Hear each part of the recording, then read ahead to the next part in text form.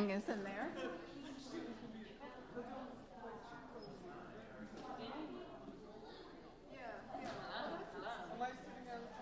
Oh, that's just the program, so we can all share it. Yeah. And Kelly has one too.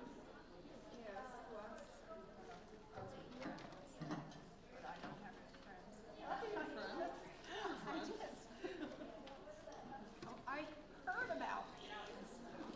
So I'm going to talk about them. Oh. Sun is right in your eye right here. Resistance from. Resistance from. My costume didn't come in yet, so I would have wore it, but it didn't come in yet. It's going to come in this week.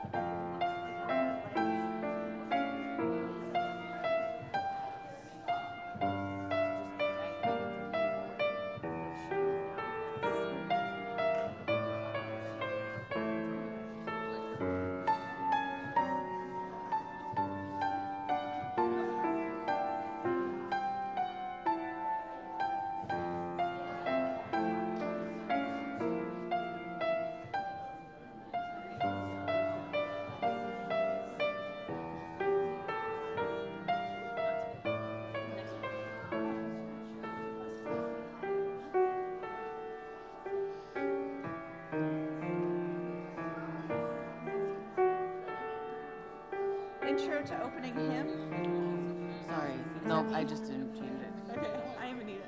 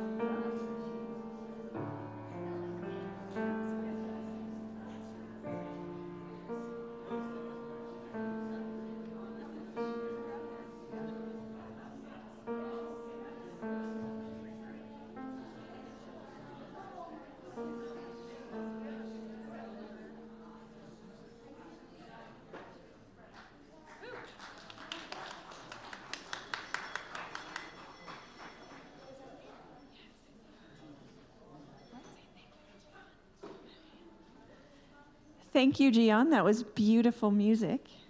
I am Kelly Dolejsi, and I use she, they pronouns. I am today's worship associate. Whoever you are, whomever you love, whatever your image of the holy, you are welcome here. If this is your first time with us, we'd love to get to know you. Please sign our guest sign-in book in the foyer. You can also speak with our greeter, Mike McNaughton, or Reverend Tina for more information about our church.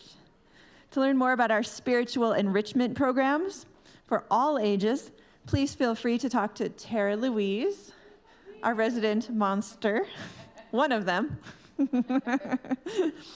and also our director of Lifespan Spiritual Enrichment. For kids here in our service, we have our activity table up front. We ask that kids use whisper voices to talk at this table.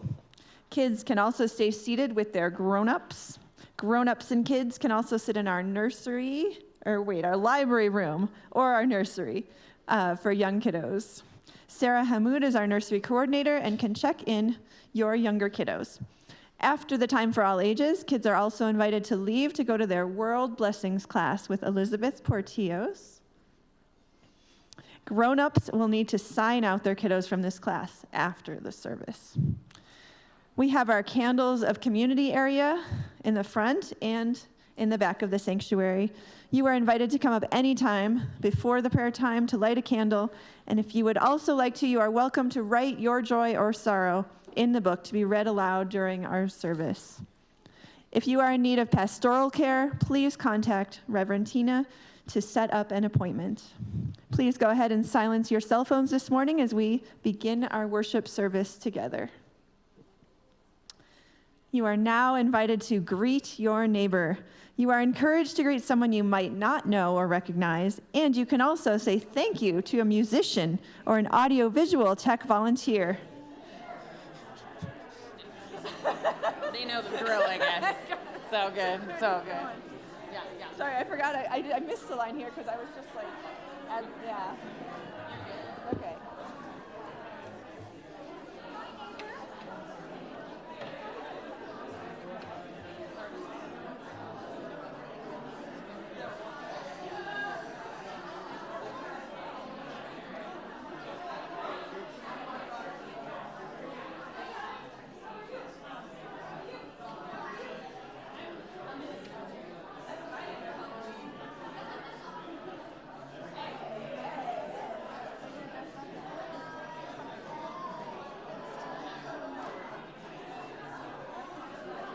You want to ring the chime? Ding. Yeah, you can ring it. All right. I was going to do a few.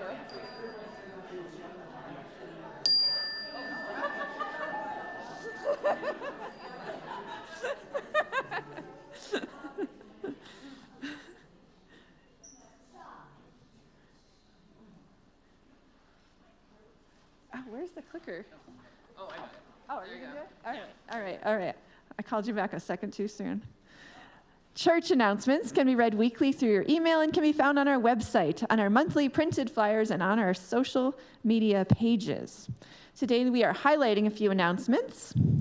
After the service, you are invited to join folks in the fellowship hall for coffee and conversations from 11:30 to 12. Then at noon, you are welcome to join the comparative religions class with James Carroll here in the sanctuary on Islam. Terra is going to read our next announcement. Today's trick or treat.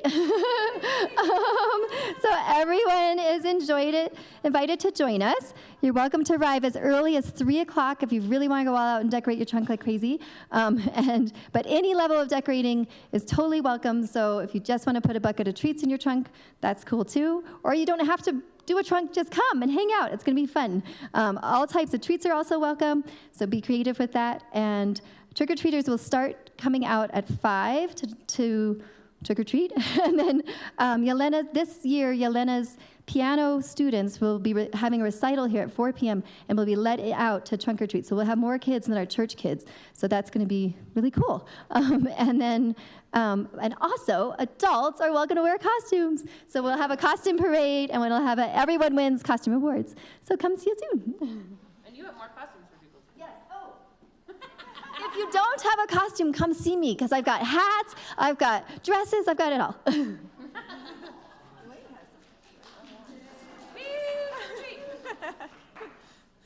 Thank you, Terra. Next Saturday, November 1st, from 10 a.m. to 12:30, we are hosting our Active Hope book discussion group with the Social Justice Committee. Please get your copy of the book today if you would like to join our book discussion. Please RSVP to Rev Tina if you would like to join. Currently, Rev Tina has one book available to borrow. Yeah. Oh, Linda's got a book. It's going to be a mad rush for it. But she's reading this. Okay. Next Sunday, November 2nd, during our worship service, we will hold our annual Day of Remembrance and Pagan Samhain service. Please bring photos and mementos of loved ones who you would like to honor in this service. This could be pets or humans. Congregants will be invited into a time of brief sharing about their loved one in the service. Loved ones who have passed this year or years ago are all welcome. We will gather for a Dia de los Muertos celebration after the service. And we have one final announcement from Anna Delane about our connections cards.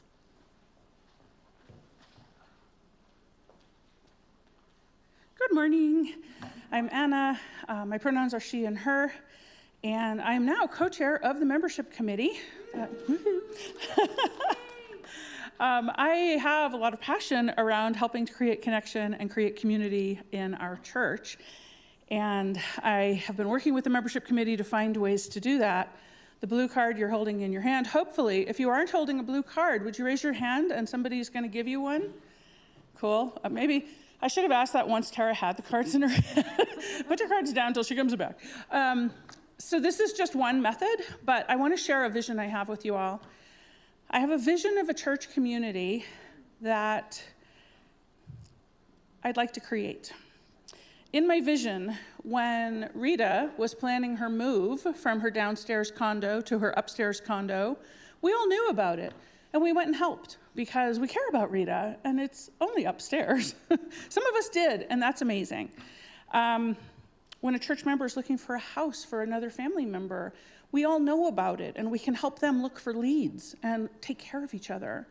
When a congregant has a sprained ankle and they need to borrow crutches, we all find out about it, right? And those things are connections that it seems easy enough to make, but sometimes in our busy lives, we don't. So I'm looking for mechanisms that'll make that work. Like maybe it's Facebook. We're active on a Facebook group together and we all are checking. Maybe it's email. I don't know what it is, but if you have ideas, talk to me because I would love to create this community. The connection cards are something that the membership committee has been looking into. These things are being used all over the country in all different denominations, and they're a way for us to stay connected, not just with new members, but with members who've been coming for their whole lives. Because there's things on here you might not know about, and there's ways you can communicate with us that we find out Rita was moving. A congregant needed help with something, finding a house. That's how I found out about that. So we did this our first time last month. We had 50 responses, which was amazing.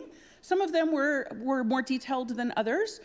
Some of them had suggestions for us. Some of them were interested in joining a committee. We were able to hook people up with committees they were interested in. So I really ask you to fill these out. If you're a longtime member or visitor, you don't have to put all of the information for the address and all of that, but maybe the best way to contact you, because we had one person who wanted more information and we didn't have their mailing address, and that was the best way to contact them. So I ask you to please fill this out, and I'm supposed to tell you, we're going to be doing this one more time before the end of this year, and then hopefully next year we will start it every single week. Very exciting. 2 further announcements. One, Coffee and Connections is one of the things we've been looking at the membership committee, and we're wanting to make it longer and provide more food so that people will stay after service and connect and talk and visit with each other. 2, a very special announcement today. I ask you all to join us in singing happy birthday to Tina. Happy birthday to you. Happy birthday to you. Happy birthday, dear Tina. Happy birthday to you. Oh, thank you. Oh, that's so nice. Thank you so much. Thank you, guys. Thank you, Tina. I think you're next, it's Tina. me. Yeah. Okay. Thank you all. That's very kind. Thank you so much. So I'm the Reverend Tina DeYoe. I use she, her pronouns, and I'm the minister here. And this is our call to worship this morning as we come together as community. We come together as community every Sunday to pause and worship together. Worship creates connections within, among, and beyond us, calling us to live with wisdom and compassion, calling us to be our better selves. And our worship theme for the month of October, and this is the last Sunday of October, this worship theme has been compassion. And we, like Anna just announced, have our connection cards out because we care about you and we want to connect with you. And so you also have noticed that we have been using a generic bulletin for the past month as Peggy, our office admin, has been out. But don't worry, we will be going back to the more detailed bulletin next week because we've been hearing that folks really miss the details in the bulletin. So we will be going back to that next week. So don't worry, it's coming back. And also today, Terry Beery and Kris Mazza are here with us to speak to us on the topic of compassion fatigue and compassion resilience. And that is our theme for our worship service today. Also today, we are celebrating United Nations Day, which was this past Friday. You can see the flag right here. It is the 80th anniversary of the United Nations Day. And this day promotes peace, human rights, and social progress, including access to healthcare and education. The United Nations has improved the lives of people around the world, creating better living standards for all. The UN 80th anniversary signifies the start of international cooperation and the 1945 ratification of the UN Charter, which is up here. It might be hard to read. I'm not going to read through the whole thing, but it does resonate with our UU values. And so we are upholding the celebration of the UN Day today, which was on Friday, October 24th. It's also Skip Dunn's birthday on that day, so he loves celebrating UN Day. Y'all's birthday, wait, Robert's birthday is on the 24th too? Oh my gosh, so many birthdays, woo! Awesome, so yes, so celebrating our UU values, celebrating the values in the UN Charter as we continue to work for justice and equity across the globe in partnership with other countries' leaderships.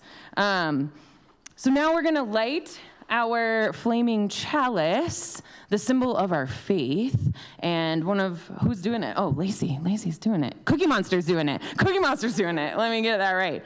And Kelly has our chalice lighting words. A man cleaning his sunroom finds a dead pill bug beside a binder clip on the unswept floor beneath a papasan chair. Does the man feel compassion for the pill bug, the binder clip, or the papasan? Does he believe the pill bug has no other pill bugs mourning its death? Does he consider whether the binder clip prefers not binding, that it was perhaps a misnamed resting clip? Or whether the papasan chair wants nothing more than to smell the cinnamon chai candle lit in the early afternoon? What does he feel for himself going to get the broom? Let us light this chalice today to remember that when there is a story, there can be compassion. When we forget our own stories, there is nothing left.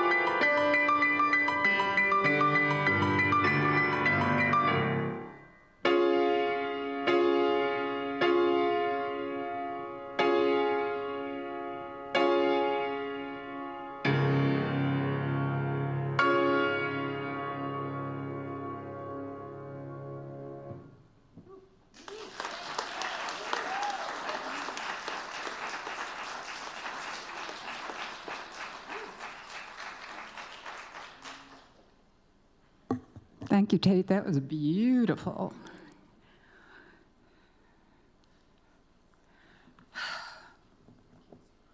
I'm tired. Maybe you're tired too. Are you? Yeah. I'm tired of being kind. I'm tired of being understanding. I'm tired of being compassionate. It's exhausting. Maybe I have compassion fatigue. What the heck is that? Well, it's the emotional and physical exhaustion resulting from caring for others and without adequate self-care, and that's the important piece, right? Feelings of detachment and hopelessness, stress or tension arising from frequent contact with traumatized people, and this is important, the desire to make it better.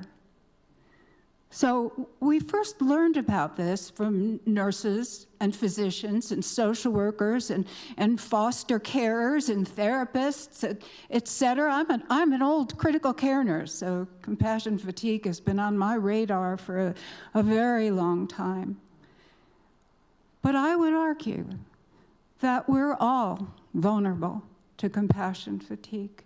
The AARP sponsored a research study recently that found that 25% of Americans provide long-term care for a relative in their home. That's 63 million people providing long-term care. So many of us are caregivers. And even those that aren't official caregivers are still caregivers. So I would argue that everyone is vulnerable to compassion fatigue.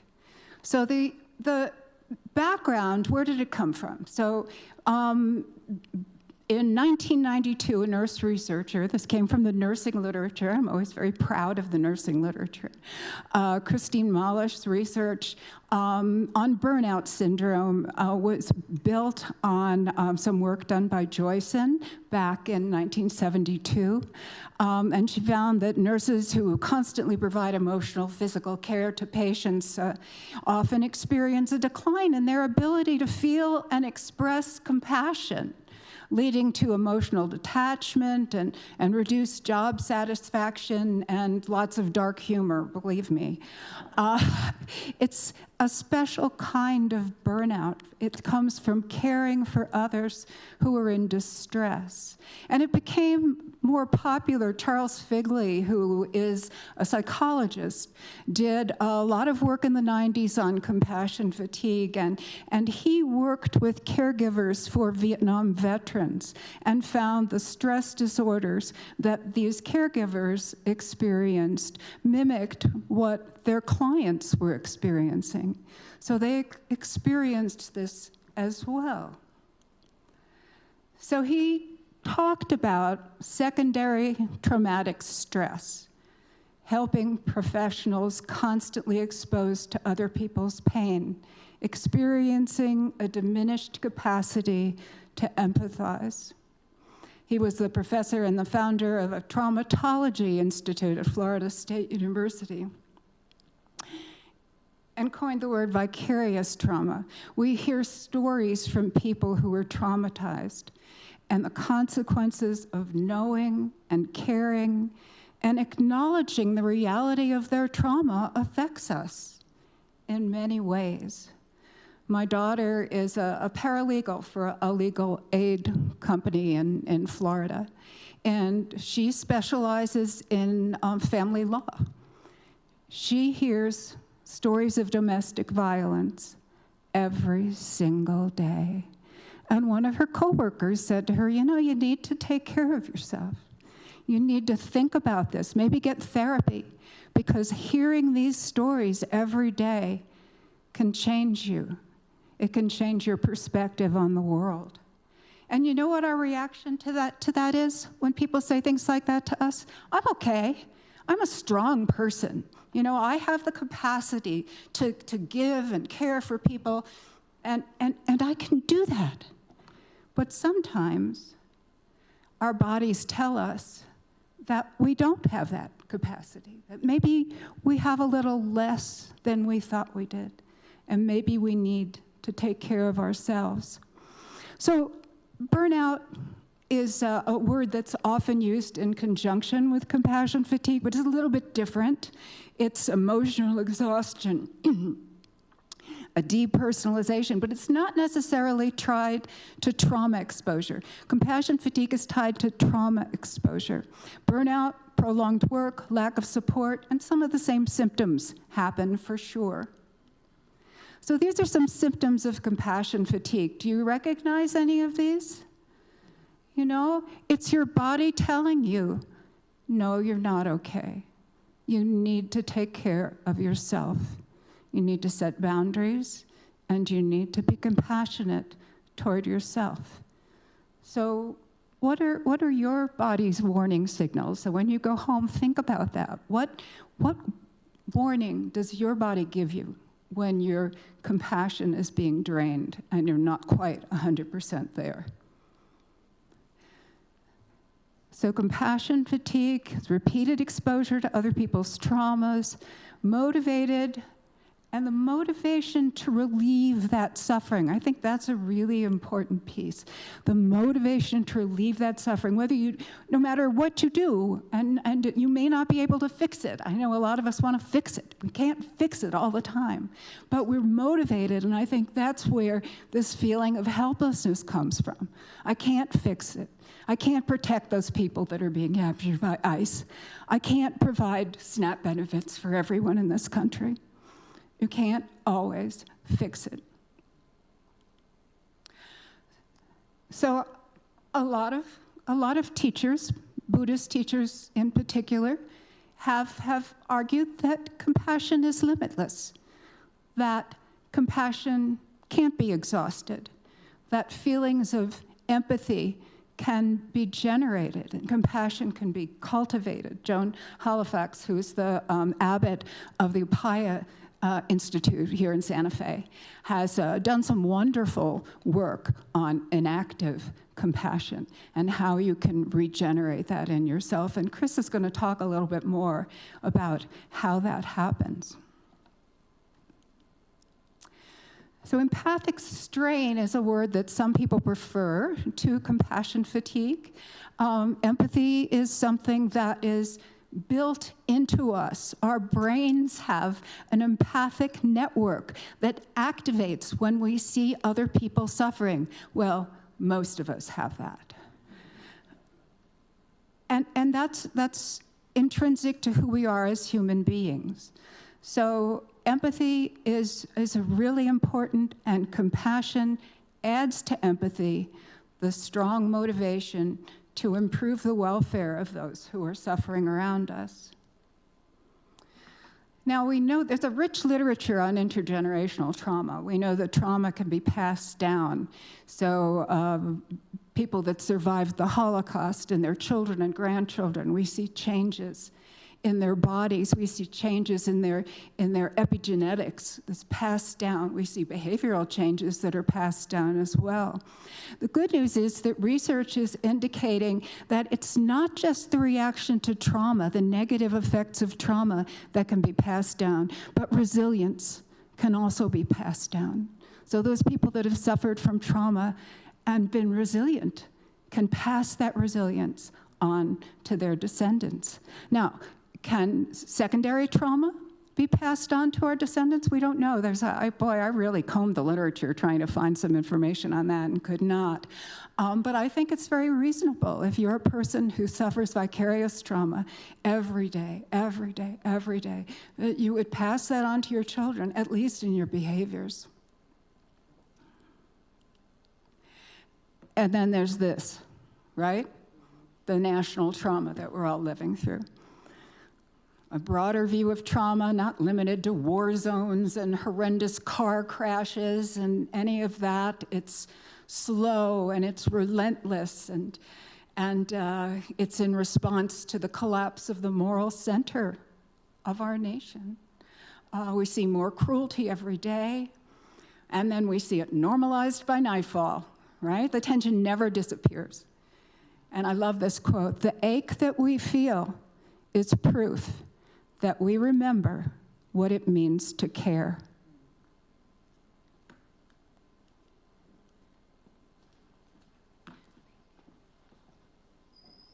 Thank you, Terry.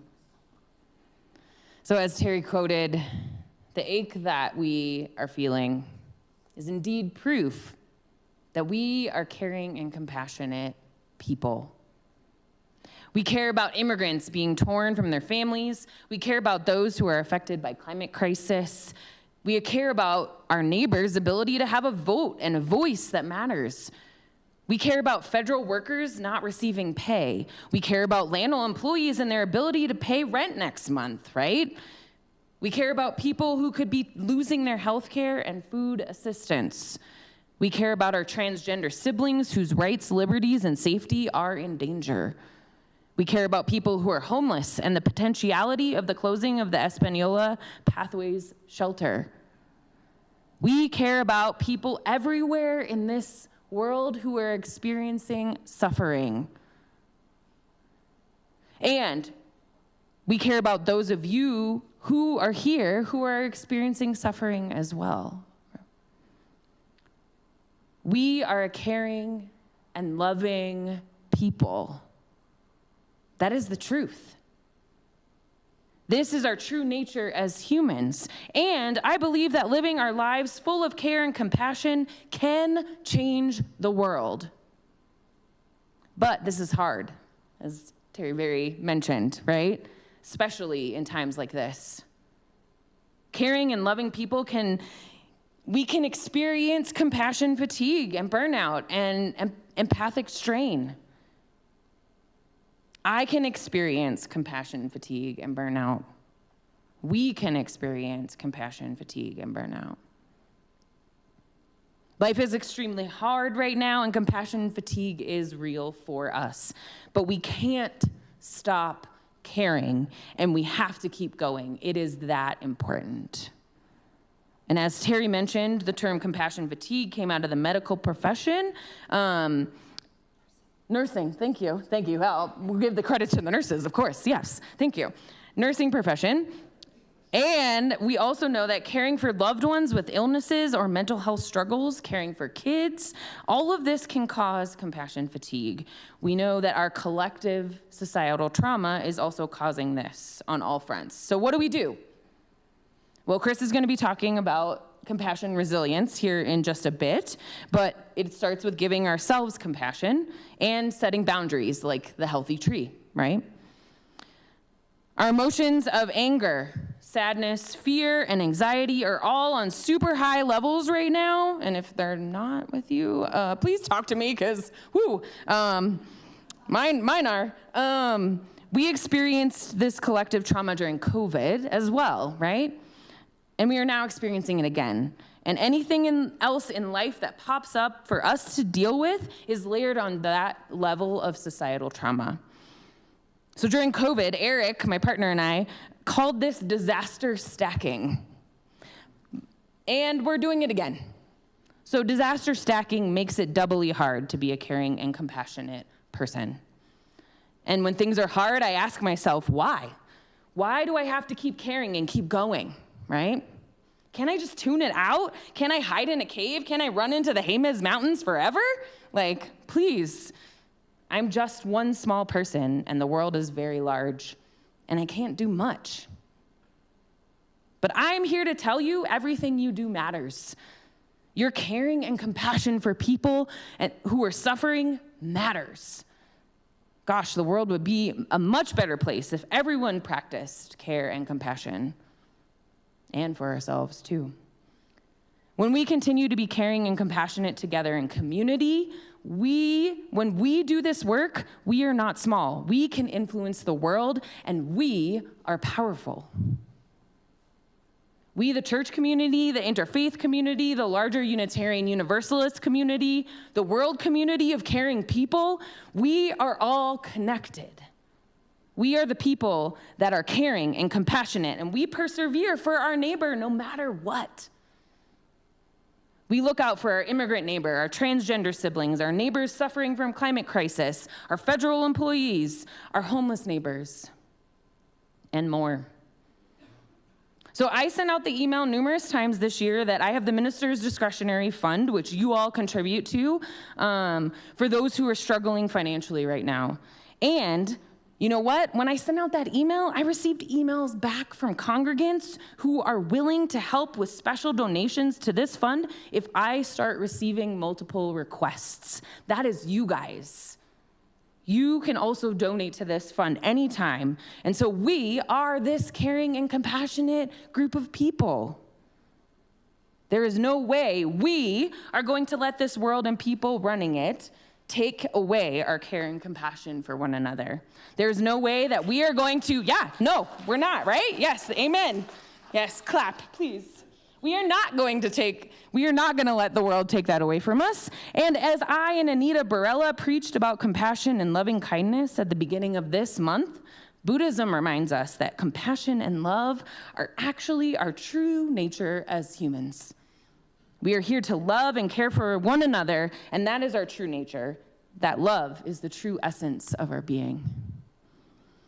So I love the quote from the show Parks and Rec with Amy Poehler as the character of Leslie Knope, Deputy Director of Parks and Recreation Department in Pawnee, Indiana. Instead of seeing the yelling that people are doing at a public forum meeting as annoying, she says, "What I hear when I'm being yelled at is people caring loudly at me." She reframes something negative as passion and care.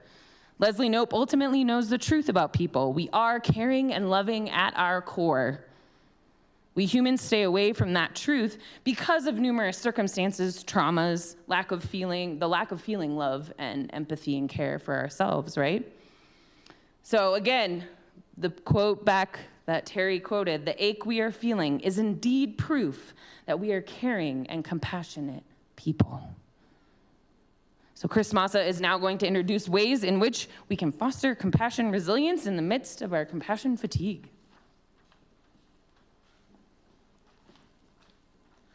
As Terry shared the history of compassion fatigue, and Reverend Tina talked about how in today's world, it's something that all of us are affected by.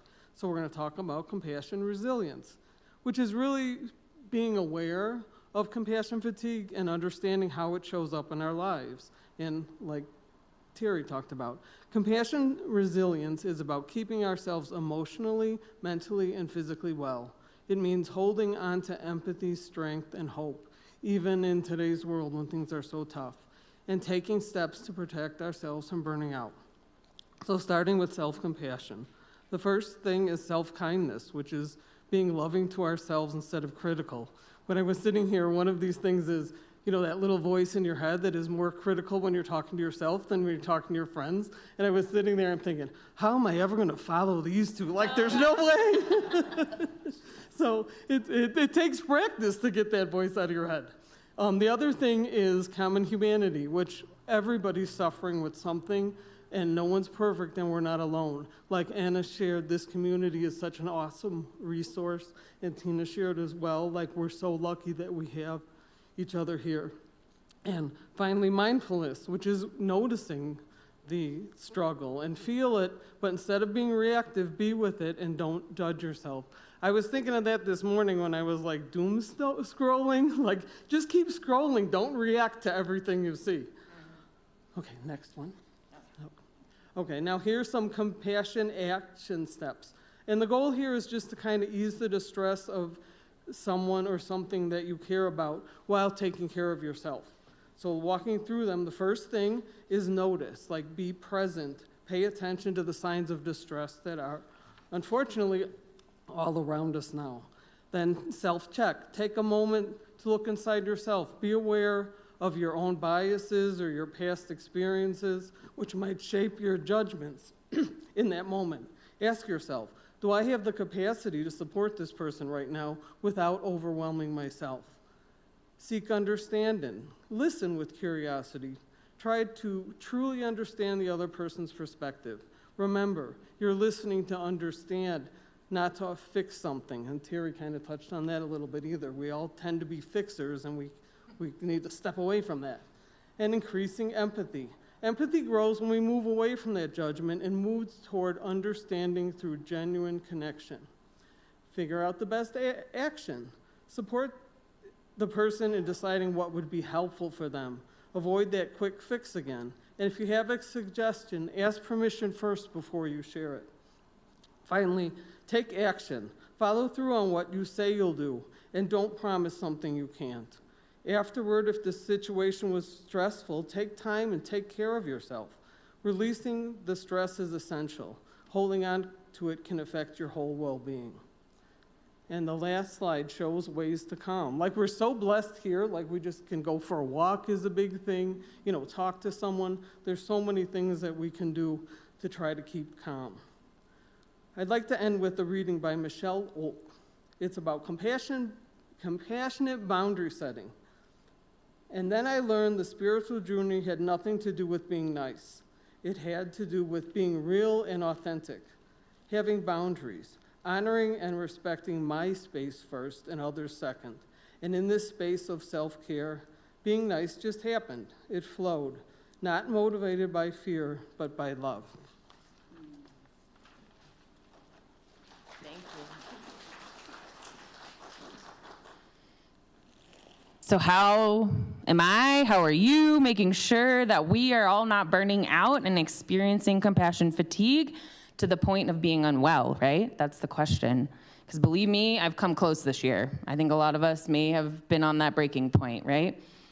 So one thing I do, this is some of y'all's stuff that you gave in our water communion. So joys in your life that give you hope and help you stay afloat. So Elizabeth Portillo's made this little Canva of our responses on sticky notes for that water communion. So you can read some of those. Kids bring hope and joy, church community, seeds germinate, watching those. Cats, granddaughters, being outside, right? So exercise, what do I do? Exercise, time in nature. I hired a personal trainer this year in July when I was like, what has helped me in the past, right? Checking in with my doctor, keeping up with that. And then we're working on this packet. You can work through this packet that Kris Mazza brought us that a lot of this information comes out of, and it's the caregiver resource guide. So I have some copies of this too, if you want. And if I run out, I have like 10. So if you want, I can email it to you. So just let me know. So we can work through that. Then therapy, counseling, we know is helpful. And if you're, again, in need of pastoral care or spiritual counseling, I am here. I can help get you connected. We have a lot of others here in our community who can help get you connected, right? Jessica's the head of social services in our county, so thank you for all the work you do. And then focusing on our moments of joy, right? And so go to the trunk or treat today, y'all. Like, it's fun. Like, seeing those kids in the costumes. Yeah, Terra's jumping in the back. I need joyful things in my life right now, right? Because joy is also resistance. And so, again, these are some of the things you all mentioned. And these are some of the waters that keep you afloat in your life that people shared with us as well. So what are those moments of joy, right? And our mental health awareness service also asked that question this month. And you all give me joy. This community gives me joy. And being in community and having fun with you guys gives me joy. And you give me hope as well.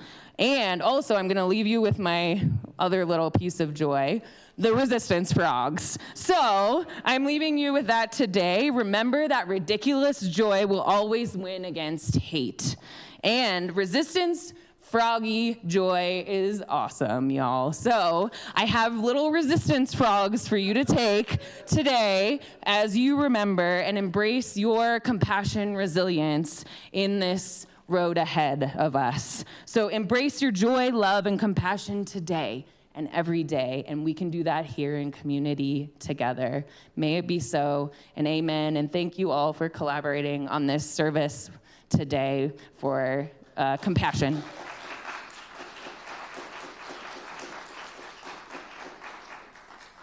We're gonna skip to the end song since we're over time. So if that's cool with Nylea. Okay, awesome. So let us now rise in body and or spirit and hold hands if you would like to sing our closing song, The Way, as we go out today.